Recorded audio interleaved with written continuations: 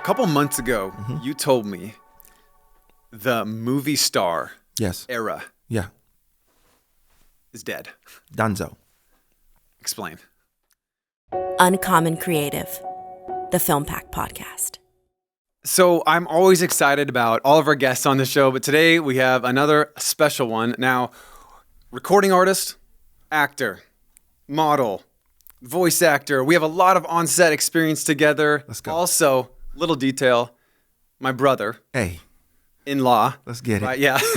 Now we say my brother. My brother. Yes. Horace Dodd, thanks for being on. I got a bunch of questions I want to ask you. Learn about your life story, your pursuits, creative pursuits, all of that. I know you have so much to share, so much good insight. So let's dive in. But first, maybe just like tell us a little bit about yourself, a little bit about your kind of backstory. First of all, I just want to say thank you so much. Oh, yeah. I feel honored.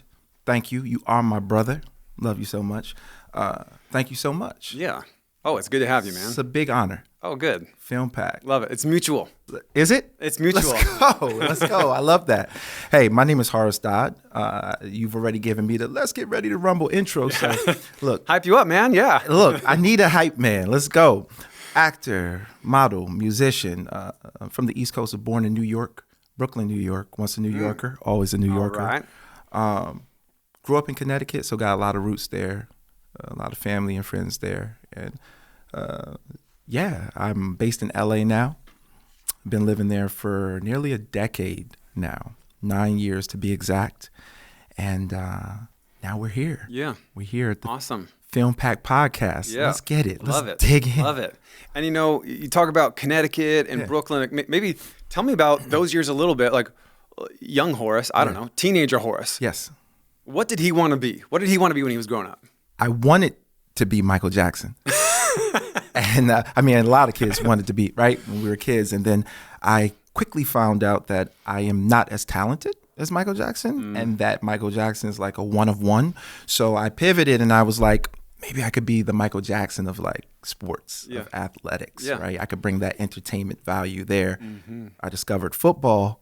And then that took me down a path of wanting to be a professional NFL player. Hey. You feel me? Oh. I know you got that background Same. too. So Yeah. yeah. Yep. Same. Yeah. Well, that's cool. You know, tell me a little bit about like, you know, I know that you have a lot of, you know, on-camera experience. Tell me what was like your first exposure with that? Yeah. And maybe just like talk through kind of how that led you to your current pursuits now. Okay. Listen, it's so clear. My first exposure was, so I'm a musician as well. And my first exposure to doing like a legit production was a music video that I had shot. And I didn't shoot it. A music video director shot it for me for one of my songs. And I quickly came to understand the nuances that are involved when you want to make a striking music video. Oh, yeah. Now, the music video itself, that first music video, was not good. Don't go try to find it. It's not good. But, you know. It's alive somewhere on the internet. It's somewhere out there, maybe under a different name. Yeah. Don't go. Okay. But, yeah, we quickly learned from that. We moved on. It got better with time. You adapt. So we adapt. You get better. That's what it's all about. You got to learn when to hold them and when to fold them. Okay? So. Love it. Love it.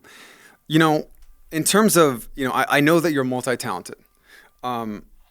Tell me about like, how did you, you know, we can go the music route, the, you know, the on camera, you know, modeling and acting route, voice talent, whatever. I know you do a lot of things, but tell me about like how you've developed those crafts over the years, that craft, that skill.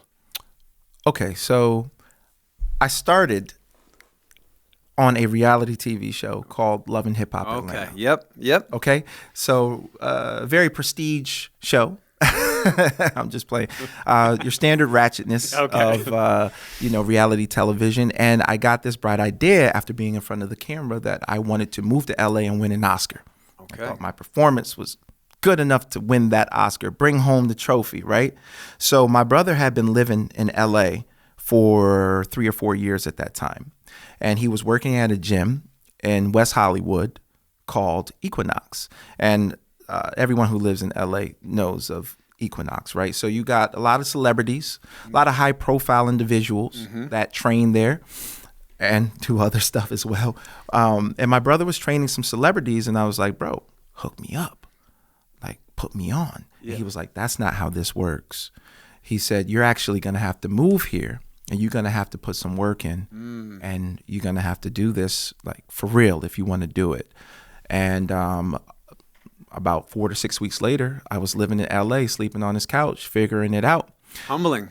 It was a very, very humbling experience because I had never done that before, like sleep on my brother's couch. And my brother is like, you know, we tussle a lot. We're tusslers. You know, we get into it with each other. I got a brother too. Okay, so you know, like, but see, your brother, you and Saul are twins. Me and Q are like polar opposites. You know what I mean? So anyways, I moved to LA and I started studying with a coach named Dennis Lavelle. And Dennis Lavelle he's a very well-known coach in LA.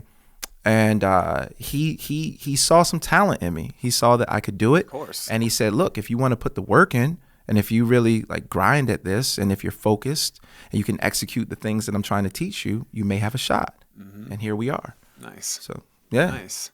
Love it, dude. I love hearing parts of your story. You know, some of your story I've heard in the past, but I love kind of putting the pieces together. Yeah, for sure.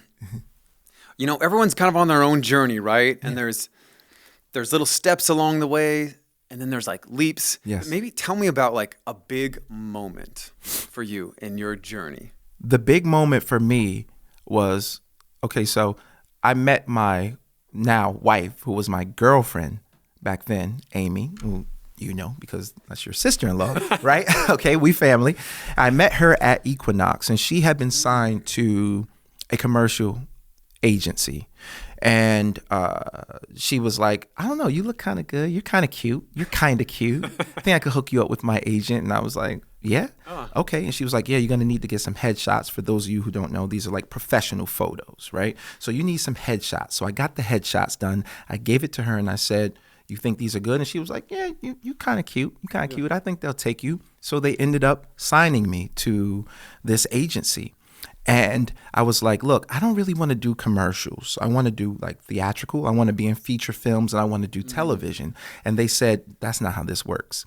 There's a hierarchy in this, right? And they're like, you do something for us and we'll do something for you. We'll link you to the theatrical agent if you book a few roles for us. You book a few things. Basically, they were saying, make us some money and then we'll put you on. Interesting. So the first few things that they sent me out on, first few auditions, I booked them. Made him some bread, made him a bag, and then they said, okay. It's kind of like the mafia, right? We'll introduce you to the guy. We know a guy who knows a guy. We can introduce you to the guy now, right? So they introduced me to the guy. Yeah. And I was like, can you put me on? Can you put me in some stuff? And they said, look, we're going to give you one audition. You ace this audition, we'll sign you.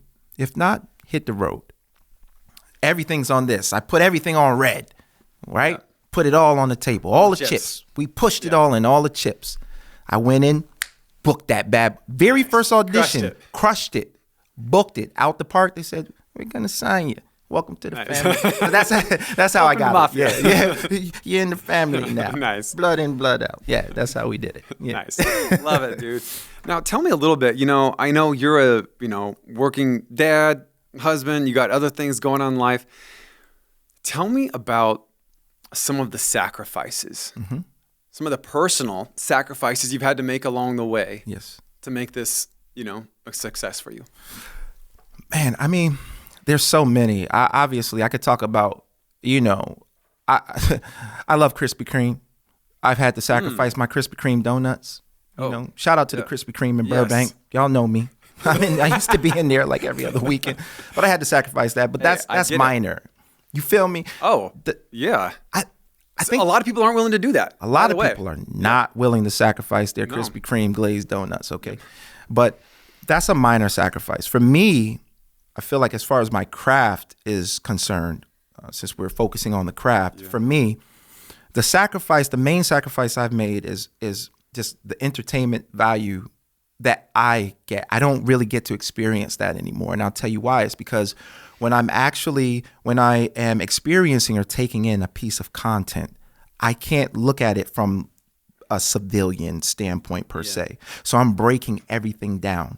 why is this shot the way it is? Why did they choose this scene? Why did they choose these actors? I'm going back and I'm doing the research, the recon. Who are they signed to? Who's their agent? How did they get to where? So when I experience a piece of content, if I'm watching a movie, a show, or whatever it may be, I can't take it in and just enjoy it for what it is. It's just a very difficult thing for me to do. I'm analyzing it. And that is a sacrifice that you have to make if you want to, achieve a certain level in this industry professionally. Yeah. Well, I know I've seen you too. I mean, we just went to, I think was Wakanda Forever. Did we see that like a month ago? Yeah. Right. More than a film enthusiast, which you're that, but then you're also more. Like you have a lot of creative discernment, And I know we've talked about like, best soundtracks of all time, Yes. the way they shoot it and the talent. You're very in tune with it, And so that's just been really cool to see, and I think that's pretty unique. Yeah. I think Thank like you. in your industry, and being on screen and stuff, that you have like you're very thoughtful about all the roles and the emotions that's played, and so that's been really cool to see. Oh, well, thank you so much. Well, I guess let me throw it back on you. I mean, how do you, like when you're seeing a piece of content, I mean, you're the visionary, you're a director, you are a cinematographer, you do it all. You have a very idiosyncratic vision. Yeah. What is it like for you when you are experiencing certain pieces of content? How do you analyze it and break it down? It depends on the piece of content. Mm-hmm. I've done a pretty good job of when I'm watching a feature-length film, I detach myself. When I'm watching that, I'm just Caleb the dude. Yeah. Caleb the dude watching a movie. Yeah. I'm not Caleb the filmmaker. I think I get more enjoyment out of just being Caleb the dude watching a movie versus Caleb the filmmaker critiques everything. Yeah. And I'm thinking about, okay, what camera is this? What's the focal length they're using here? Why did they do that camera movement? Why did they cut at this point? Yeah. And that can be a useful exercise. Yeah. But that's not a good way to enjoy. For sure. For me. For sure. I feel you on that. Yeah. All right. Well, I know I've had to face a lot of challenges, and I think there's some unique challenges just in our industry as creative professionals. Yes. Tell me about some of the bigger challenges you've had to face. Man, this is okay. That's a great question. This is another one. I want to dive a little deeper, but Love it. I don't want to just give you the surface. Love it. One of the major challenges I believe that I've had to face is being put into a box as a Black actor or performer. Interesting. Right? Relax. We're not going to go all the way there. We're going we to can talk go there. about it. We're Hey, going we to can talk go about there. it a bit, right? Okay. I think it was Idris Elba who just recently said, I hate having the label of being a Black actor. And some people were upset about that, but I knew exactly what he meant. And then it came back in a later interview and he, expunged on it a little bit more. And he was basically like, okay, when you take an African-American accountant, does an African-American accountant refer to himself as a Black accountant? No. Okay. Does an African-American doctor refer to themselves as a Black doctor? No. It's the same thing. But I feel like in the entertainment world, let's say for music, right? When we get to the Grammys, they have certain categories, and the Black musicians, are usually in the urban categories, which is another way for saying Black, right? The Black actors, same thing. They're doing the Black films, okay? And that is something I feel like I fight against that because I don't want to be put into a box. I want to transcend race. I want to be able to create content and portray characters and take on certain roles where people, they just forget about it. They're not looking at me as a Black actor. It's just this guy, not this guy, this character, the guy that's portraying this character, he's doing a great job. I loved experiencing that. That's what I want from the audience, and that's what I want to give. So that's just one of the challenges that I've been facing. Yeah. Well, and I assume you will continue to face through the duration of your career. For sure. And so you feel like, being darker skinned, you kind of get pigeonholed. Now, do you feel like that actually like limits your roles and stuff? Is that what you're saying? Or it just changes kind of the perception of you? Maybe just expand on that a little bit. I think it does change the perception a bit, and it does limit my roles. And don't get me wrong. Like I just did a project for BET, right? Hello, a feature film for BET. And I've also done a series on BET, The Family Business, in which I was one of the lead characters on that show. And I'm very grateful for those opportunities. But the thing is, it's like what actor, what performer doesn't want to be mainstream? What performer doesn't want to be known across demographics? Yeah. I don't want to just be pigeonholed into just that one demographic. Yeah. You just want to be Horace Dodd. I want to be. Actor. That's it. I just not Horace Dodd, black actor. Exactly. Right? I mean, exactly. Like I take a film for like Ex Machina. Take that film for example with Oscar Isaac. Like I would have loved to portray that role. He was sort of like a let's say like a techie CEO type of guy, and he had that vibe, and it was very futuristic, and it was sleek, and I would have loved to portray that character, but I feel like I wouldn't have gotten a shot to portray a role like that, just because do we see black men in roles like that? Not really. Yeah. It's really interesting. I think I'm probably guilty of it too, I'm your typical looking white, millennial filmmaker, right? And you are a very handsome looking millennium filmmaker. Horace is my biggest hype man. Thank you. Hey, let's go Flavor Flav over here. Let's get it. But I'm probably guilty of that too. Subconsciously, you kind of like put people into boxes, and I think for the entire everybody, but white filmmaking community specifically, and directors, people who are casting, don't put people in boxes. For sure. Let's not do it to each other. Yeah, I like that. Let's not put people in boxes. Let's unbox it. Yeah, unbox your life. Love it, man. This is interesting. Some people are comfortable saying things they're good at. Some people are comfortable saying things they're bad at. My question to you, can you tell me something that you're actually bad at? Actually, Horace is so multi-talented, like whether it comes to like physical fitness, on camera, singing, rapping, music, mixing us up. Horace is your guy. Okay, thank you. For me and for all of our listeners and viewers, tell me something you're bad at, because I don't know anything. Got one. Yeah, something I'm bad at, and I'm being personal. My wife is out there with our newborn baby Judah. Something I'm bad at is just being in the moment, being present. Yes. I feel like I can be extremely present when I'm in front of the camera.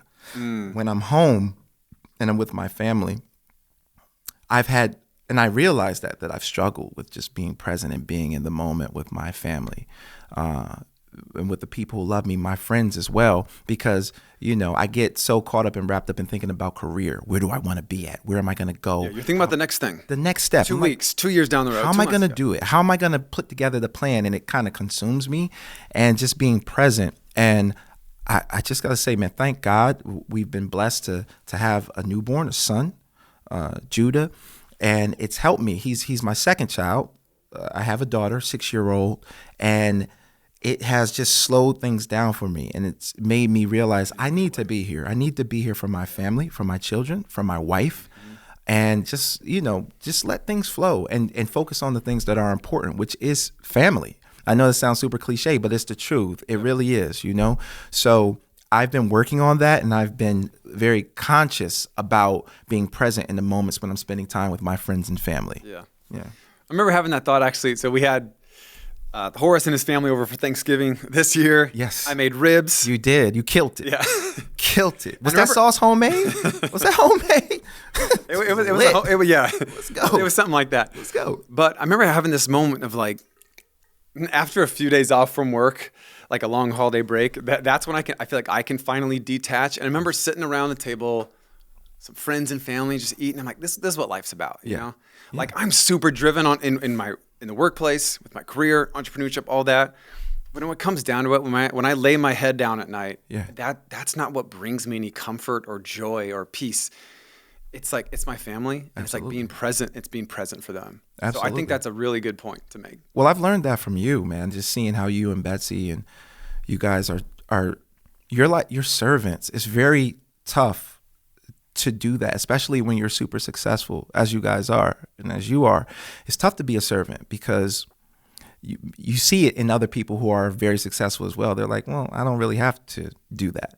and you guys make sure to make time for friends and family and to serve others. You have a servant heart. It's very difficult to balance the both. And I'm learning from you and spending more time with you, especially since you guys actually moved to California now. You get to spend more time together. I'm learning. I'm picking up. So look, you're rubbing off on me. Yeah. Okay. Hey, and thank you for being my biggest hype man. Listen, by the way. Flavor Flav, let's go. Okay. All right, man. Well, I love hearing from other creatives.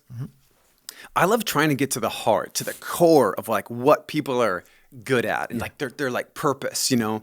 For me, something when I think about like my core, what am I actually good at? It's like connecting with people and telling stories, being creative. It's it's really foundational. Yes. Now, I want to give you a moment to not be humble. Okay. And tell me, like, what are you good at? At the core of Horace, what's your thing?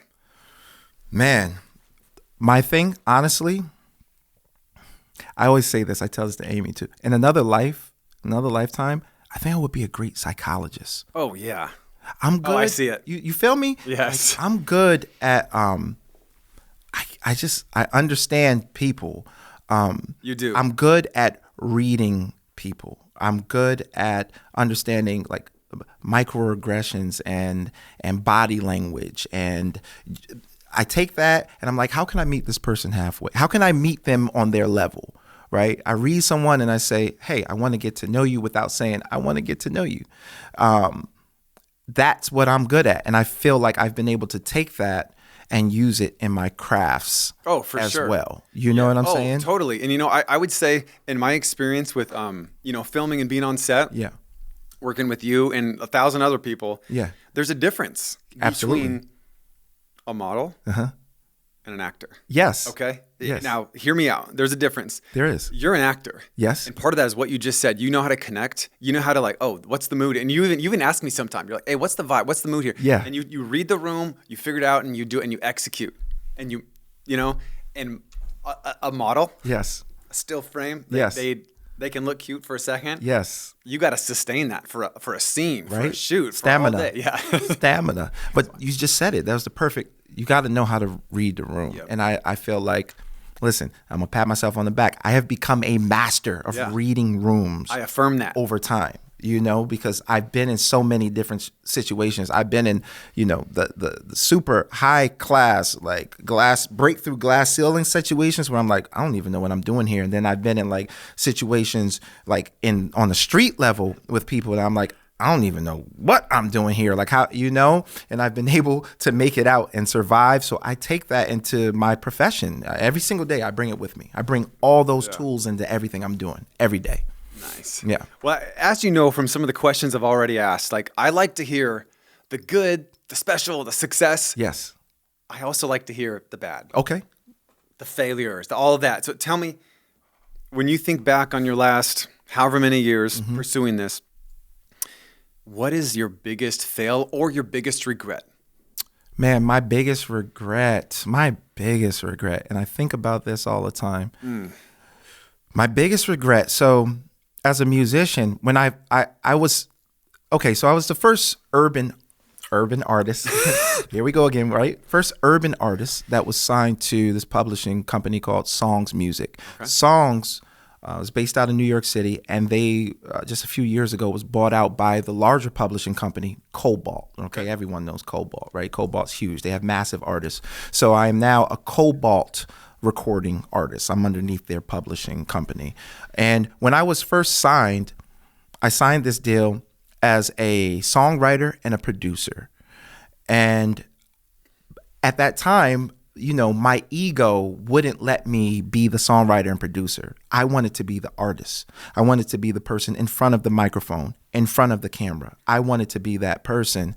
And I just look back and I'm like, man, if you had have taken that time, write some songs, get in there and work with other artists and producers and be the guy behind the camera, behind the microphone that's helping to serve other artists and serve their career and build them and build relationships, then I probably would have had a better chance at becoming a solo artist in the future. But I tried to jump out, get ahead of myself. I was way ahead of myself and I wanted to be the guy. Yeah. I want to be The Weeknd. I get it. You feel me? I get want to it. be Drake. You know, and it's like I should have just played my position and stayed in my lane, and then I probably would have had a better chance. So I always think back on that, and I'm like, man, if I could go back and do one thing over, that's probably the one thing I would do different in my career as a professional entertainer. That one thing is it. So let's say we got this time machine. Go back in time. 10, let's say 10, 15 years ago. Yeah. On the heels of that comment. Yep. What's the one thing? You got 30 seconds to talk to Horace Jr. from 15 years ago. What do you tell him? Straight up, don't be a dummy. Stop chasing the girl. Stop partying. Get your head out of you. Come on, get with it and be a servant.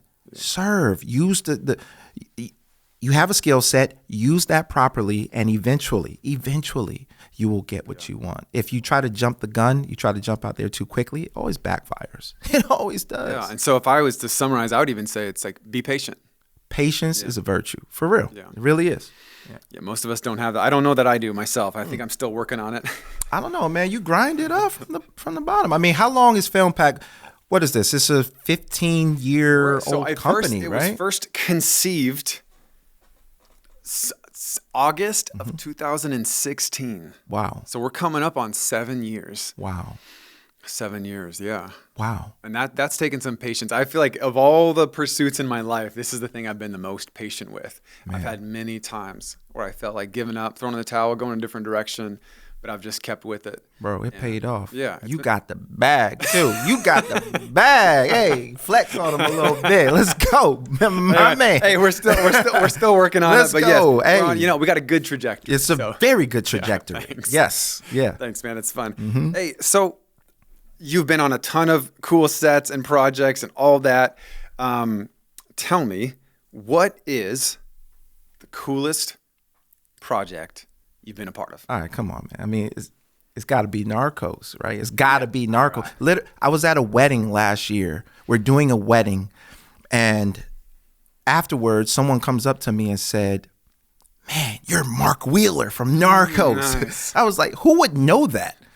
But it happens. I'll be out there, and I'm like, "You're that guy. You're from Narcos," and I think one of the reasons is why there's only been like a handful of like black actors on Narcos. Back to the other comment. Yes, yeah. Right? We bringing it all back full circle, right? But I mean, listen, we're talking about, I went to Mexico. I was there for 2 months. That film, that shot when we're filming it, I'm in the helicopter. In the chopper. Chopper with the 50 cal, machine gun, and there's the drug lords, and they running around that like it was real. It was as official as it gets. Yeah. You don't even have to act in a situation. I'm just having so much fun doing it. That was the most incredible experience I've ever had on set thus far. Man, such a dream come true, because I've always wanted to be the guy in the chopper with the 50 cal, and I mean, I checked that one off. With your biceps like just bulging out of that t-shirt. Straight Rambo. Bulletproof. That's a Rambo moment, like we did that. Any dude anywhere, what doesn't want to be that guy? Right? Every guy wants to be that guy. Like, come on, like Schwarzenegger. Well, we're not quite as cool as you are, but yeah, I remember that. That series is super cool, and I'm just like, hey, that's my brother. Hey, thank you. Really cool. So, we've talked a little bit about the past. Uh-huh. Tell me, 5 years, 10 years down the road. Yes. What do you see yourself doing? You can give me the long answer, or you can be the short answer. 5 or 10 years down the road. I mean, 5 years down the road, I would like to have a very solid foundation built up in Hollywood. I want to be very specific. I want one of those iconic characters. I want to portray an iconic character, whether it's in a film or whether it's in a series, just a character that people are like, just inspires people. It's like, I want to be like yada yada. Like when I saw Bad Boys. Oh yeah. Will Smith, shout out Will Smith. Come on, don't jump on the guy. Mike Lowrey, yes. Right? I want a Mike Lowrey character. Like I want something like that 20, 25, 30 years, 40 years down the road, it stands the test of time. Oh, yeah. Classic. That's what I'm looking for. So 5 years down the road, 5, 10 years, I want to have portray that character, and I want to produce some projects, some personal projects, some things that are near and dear to my heart, and hopefully we can bring it to life. So those are the two things, 5-10 years I would love to accomplish in this industry. Love it. I've been on a lot of sets, right? Big, small, and you have too. Tell me something from the talent perspectives, because I get to hear a lot from like the director, cinematographer, producer perspective. I get to hear a lot of opinions and stuff. Tell me, like, what makes a good on-set experience? Like in terms of, you know, the vibe, the director, cinematographer, or on the flip side, what makes a bad one? But let's start with the good. What makes a good set experience for you? Listen, you need that charcuterie board. You see that charcuterie board behind me right now? Got it. Okay. We got it. Shout out to our producers over here. Shout out. Mixing that up. All right. Celeste, Adele, shout out. Charcuterie. It just takes it to another level. It does. Just playing. Now, what makes a good on-set experience? Sports analogy. The best coaches, in my opinion, are players coaches. They're, you know, a coach that understands the player, can meet them at their level. And it applies in filmmaking as well. You don't want somebody that's always cracking the whip on you. You want somebody that you guys can it's a collaboration. That's what filmmaking is, because there's so many pieces that are integral to having this project come out properly. Yeah. So when you can really collaborate, and you can, you know, you have a director who can translate what you're trying to give them. Yes, and it sounds like too, like the camaraderie. Absolutely. They've been there before. They've been there. They know how to speak and communicate with you in a way to, you know, get the right vibe, get the right emotion, get the right take, all that. Exactly, because you know how it is, and you've played. You're an athlete. You've played with guys Used to be ex-athlete, but still an athlete. You're still in great shape, right? I know you've witnessed it before, where you've seen your coach deal with players differently, because you know there's some guys, they could take the pressure. You can get on them, tell them you're dogging it, you're blah blah blah blah blah, and they don't fold. It pushes them. Right. But then other guys, you get on them, you're dogging it, you're trash, but they're out. That's it. They cower. It's over. You have to know how to read the room. You have to know your players, and you have to know how to position them so that you can get what you need out of them to make the product come around full circle, right? Got to know how to execute. So to follow up with that, you know, we have a lot of filmmakers, videographers, cinematographers, a lot of people in the industry on the other side of the camera. Yeah. So my question to you is, like, what should they beware of? Like, what would make a bad on-set experience, and, like, you know, how to avoid that? Like, maybe you could dive into that a little bit. I think it all begins with your temperament. When you come on, when you land on set, you have to realize there's so many egos that are involved there, and everyone is not going to be at the same place. Somebody may have an issue going on at home with their wife or their girlfriend. Somebody may have gotten into a car accident earlier. Somebody may have, I don't know, some bills piling up. You have to know how to manage. You're a manager at the same time, right? So you have to be able to read people's temperament, read the room, and you have to manage all of these different egos and all of these emotions that are pouring out of people. I've seen you do it multiple times over and over. You're so even keeled, and that is what's going to make the best director. That is, you know, you gotta stay leveled. What I'm hearing is many times there's kind of a hosting and hospitality element to being a director, cinematographer. I know one thing I talk about with my producer all the time is, like, hey, you got to host. Yeah. Make people feel welcome. If people feel welcome and loved, we're gonna get the shots. Absolutely. You know? And so that's super important. I think that's a really It's good a point. servant attitude. Again, you're the guy in charge, but you're a servant at the same time, right?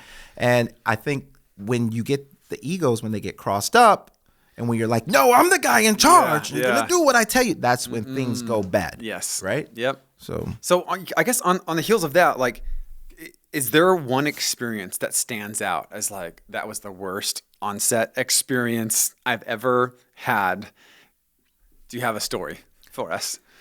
You guys not gonna like this answer, but listen, I've been lucky because I have not had one bad on-set experience thus far. I swear to you, I have not. People ask me this all the time because they hear all these Hollywood stories. for sure. Somebody rip you apart. Did somebody do anything? Try to grab you on the butt? Whatever. All this crazy stuff going on, right? And I'm like, every set I've been on thus far, they've treated me great. Craft services, chef's kiss. Nice. Everything's been great. The directors have treated me with kindness and respect. Some are better than others, obviously. Oh, for sure. But I've never had an experience where I walked off and was like, I'm calling SAG right now. right. Drop the hammer on them. Right now. I've never Horace, have. I think that that's a testament to you and your character and your personality on set. Because I sense this too on the handful of shoots that we've done together. You're ready to serve. You're ready to take direction, you know? Obviously, you bring so much experience to the table that could come off as like prideful, I know what I'm doing, arrogance, whatever. That's not how you come off at all. You're just like ready to go. Whatever you want, cool. You want me to hang by my feet on this thing and wear a clown suit? Cool, I'm ready. I mean, I haven't done that, but maybe next time. So I honestly, I think that's a testament to you. Well, I think if you had a worse attitude, you probably had more stories to tell on the bad side.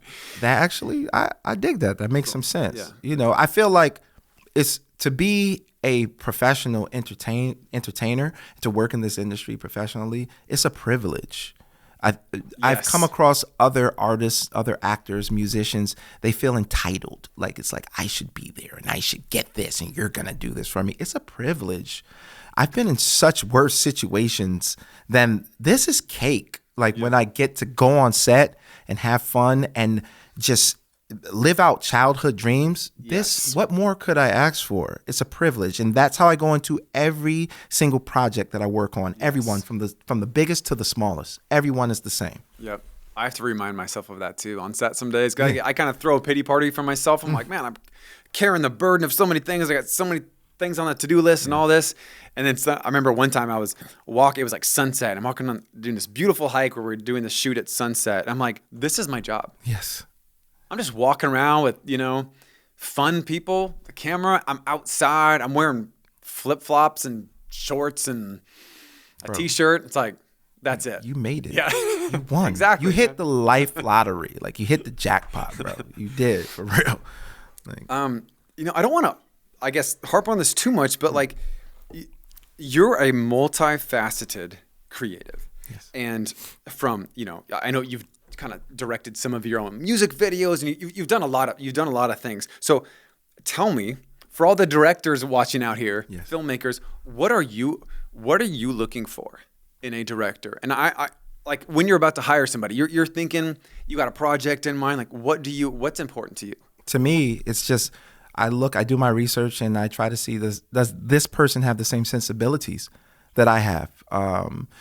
You never actually know 100% until you get on set with that person if you haven't worked with them before. And this is something we see. That's why so many directors and artists, actors, whether it's a producer and a musical artist or a director and an actor, you see they work with a lot of the same talent over and over because they're like, I know what I'm going to get. I don't have to guess this. Totally. You see Christopher Nolan, he likes to work with a lot of the same guys over and over on projects. Yes. Same thing with take a producer like Timbaland or Dr. Dre. Yep. They work with a lot of the same artists, right?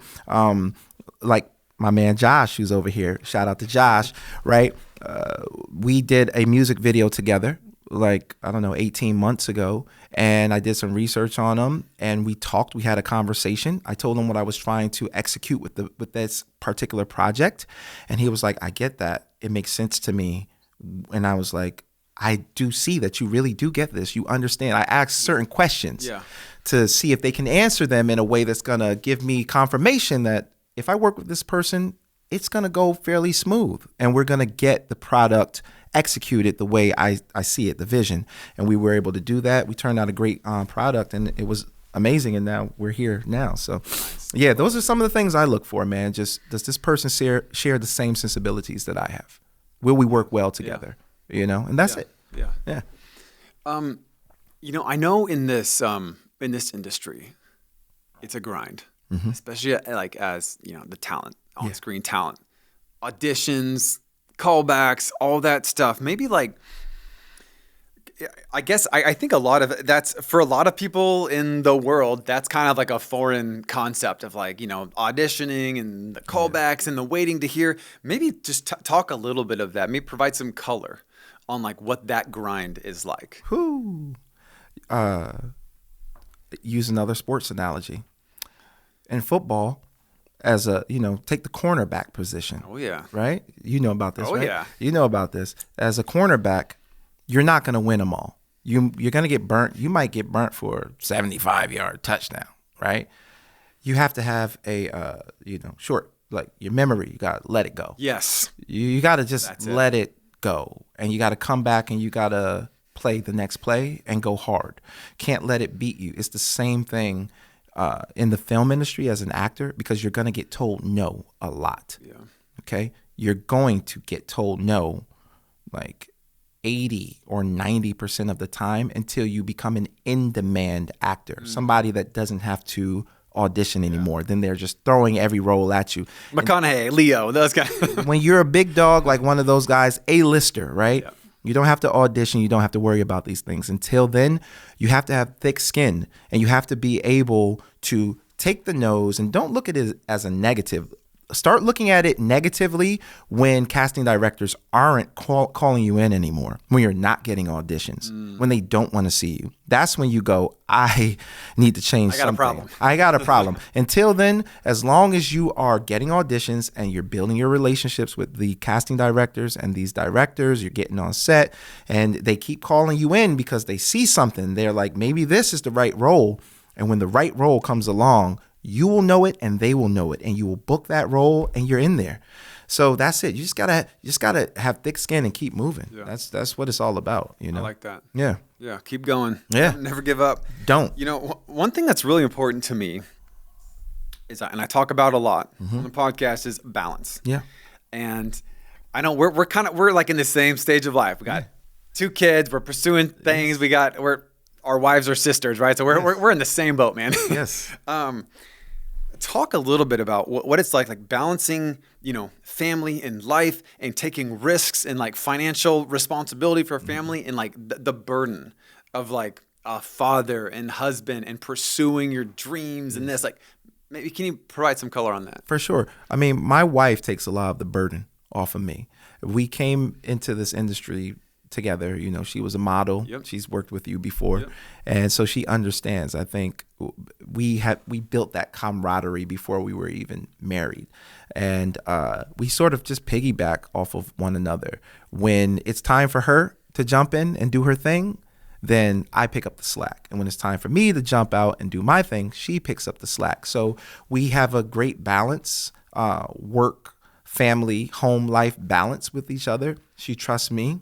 I trust her, so she makes it easy for me to do my job. I mean, when I am doing auditions, she's the reader. She's reading with me, so I can work with her. And I'm so blessed to be able to have a spouse and a partner that I can work with while I'm doing this. Because I know everybody, they don't get to work with their wife or their husband, right. And I look at that as it's just been a plus as far as my career goes, because she's done so much to help me. And I just got to give a shout out to my wife. She's the one that makes it a lot easier for me to continue to pursue my career as a professional entertainer. Yeah. Nice. Yeah. Love it. Yeah. Hey, well, we're going to change directions a little bit. Okay.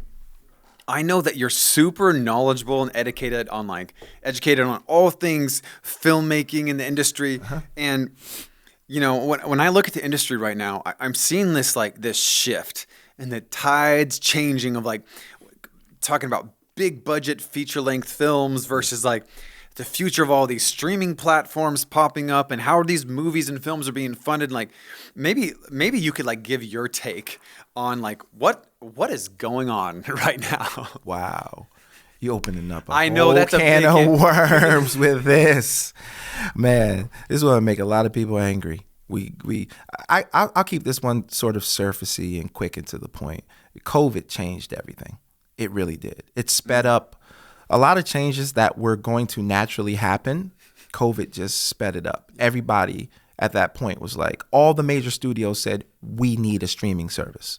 Okay. Netflix is the original. They're like the Coke of streaming. Okay? They're Coca-Cola. Same colors too. The same colors, same exact thing. And that is, trust me, that's no coincidence. I'm pretty sure their branding was like, get that red. Get that okay? red, yeah. Get that red in there, okay? And Disney followed suit after. And Disney can do that because obviously they're a powerhouse brand. They have the brands, they have the franchises, they have the IP, the intellectual property to compete with Netflix. The other studios are going to have a little, they knew this, they were going to have a little harder challenge competing. Maybe Warner Brothers is next up because they have the DC universe and they have other brands, Harry Potter, and they've got, Looney Tunes and things of that nature. The Game of Thrones brand. Now that they have HBO is underneath their wheelhouse, right? So COVID really sped everything up. And there was a huge spending spree 2-3 years ago. People were throwing money left and right for these projects, and especially to get certain content creators. Like Netflix brought Shonda Rhimes over from ABC, gave her $100 million contract. They brought over Ryan Murphy, who had done most of his work through, I believe it was FX, and because he was doing American Horror Story, and they brought him over for $300 million. So it was like a gold rush to see who could get the content creators, because we need people to create content for our streaming service, and that has sort of slowed down now. As you can see, Disney, they just laid off 7,000 people. Oof. Okay, 7,000, because they poured a lot of funds and a lot of money into content creation. And now they're like, okay, we have had some time to scan the playing field and to see what moves we need to make, and we need to start scaling back. Same thing with Warner Brothers. They have a new CEO there, David Zaslav, who came over from Discovery. If you look at Discovery's model and their playbook, they have mostly reality content. It's cheap to make reality content, right? There's no special effects, or there's not a huge production budget involved. So they're trying to implement that same business structure into the Warner Brothers structure. As you can see, they had a Batgirl movie that was supposed to come out, which it cost over $100 million to make. They shelved it. The film is complete, and they shelved it for a tax write-off. $100 million. They had a Scooby-Doo movie, which was supposed to come out, $75 million. He saw it and said, this is not good enough. Scrapped it, shelved it, tax write-off. These are the kind of moves that they're making. We'll take a hit in the interim so that we can build up our equity in our stock in the long run. And this is how these companies are thinking, because the studios nowadays, they're not just competing with each other. They have to compete with tech giants. You have Amazon, who is in the game with their own film and streaming service. You have Apple, who's in the game with their own film and streaming service. And they kind of have endless amounts of cash. So how can a studio like Warner Brothers, which may have a $60 billion market cap, compete with an Apple that has a $2 trillion market cap? You cannot compete with that, okay? When Apple makes a show or when they make content, it's just to keep people engaged and to keep people's attention. They have the hardware as well. You got the phones, you have the laptops, you have all the other electronics and everything else that they make. So the content, the films, the shows, the music, because they have Apple Music, it's just a cherry on top. All right. Apple is not competing with Disney and Warner Brothers. Apple is actually competing with TikTok. That's a whole nother story in itself. But I like that. Right? I agree. They're competing for attention. So is Netflix. Same thing. They're competing with TikTok. They're not competing with Hulu. It's seriously, they're competing with TikTok. Yep. They are. Instagram Reels. It's an attention game, right? So, yeah. Tried to shorten that as much as I could, but that's kind of where the game's going. I'm going to focus on one thing. A couple months ago, you told me the movie star Yes. era Yeah. is dead. Dunzo. Explain. I'm not saying that there aren't actors who are still alive and working that can put butts in the seats, but let's think of it. The biggest stars of today, most of them are tied to a certain brand or an IP, a franchise. Tom Cruise is the last living great movie star. Yep. Okay? He is. He does his own stunt. I don't even have to, everybody knows Tom Cruise and what he does. He 1.5 billion with Top Gun Maverick. Steven Spielberg just came out the other day and they caught that sound clip of him saying, "You saved Hollywood's ASS." Yep. He did. He really did. All right. Saved the distribution model for Hollywood. It's going to take a lot for there to be another Tom Cruise. I don't know. I'm not going to say it can't ever be done, but it's just going to take a lot in the era that we live in, the social media era. There's a difference between a great actor, a movie star, and a celebrity. Those are kind of like the three things you have. There is a major difference, and it's hard to be all three. It's almost impossible to be all three. It's very difficult to be two, and it's not easy to be even one of those things. If you can be two of those things, you're in the money. But we don't have anyone like that left, really. The only one we really have like that is, they're from that previous era. We got Joaquin Phoenix, who, and I say him because he did Joker. That was like his last big film. Did over $1 billion without China, and he won an Oscar for it.